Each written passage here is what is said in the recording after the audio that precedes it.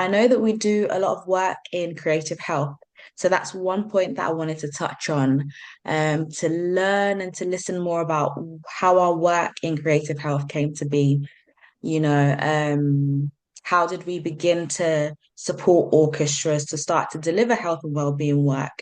Was it an initial project? Was it more testing and feeling it out?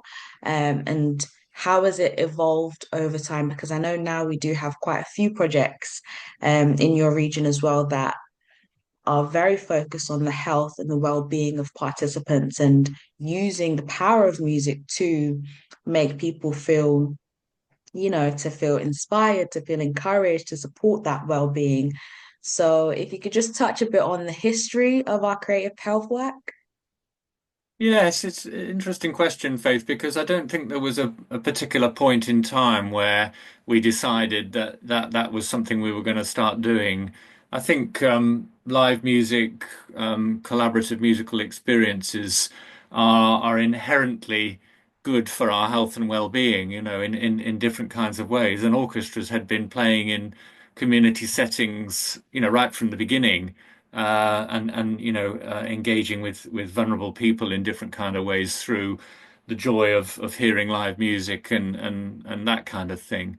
Um, so we were kind of inherently involved in a lot of work that you might Yeah. describe as kind of having health and well-being benefits and outcomes. But in 2015, we designed a project called Creative Journeys, which was the kind of, I, Yeah. I suppose, the start of a more kind of specific focus on creative health, and that was a part through our partnership with Essex County Council, and working with Sinfonia Viva and Sam Glazer, music leader, kind of creating songwriting and creating music in care homes in Essex and leading to a kind of performance at Colchester Arts Centre in which all the older people from the care settings kind of came and sang the songs that they'd written with the orchestra, and they were the kind of stars of the show, and that that felt much more of a kind of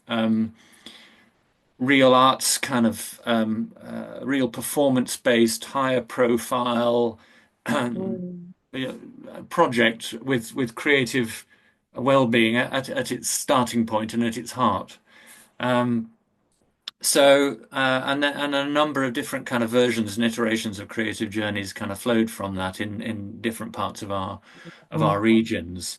Um, and then in the pandemic, again, the kind of spirit of that project was taken forward with kind of online projects and kind of creative packs that could be sent out to people that they could be doing supported online, but craft activity and music activity that could be posted to people literally, and so that was another kind of adaptation of how that worked.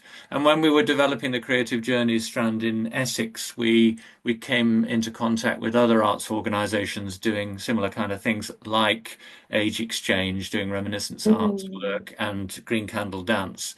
And so it was as a result of that kind of shared kind of focus that eventually we kind of decided to collaborate and pool our learning and our thinking and our efforts. And Good Company, which was a kind of new style of creative dementia care, cross art form work, we came about as a result of that. So I suppose I'd trace that back to the kind of 2015 Creative Journeys Mm. starting point, I think. But as you said, it's kind of developed into lots of different kinds of ways across our region since then.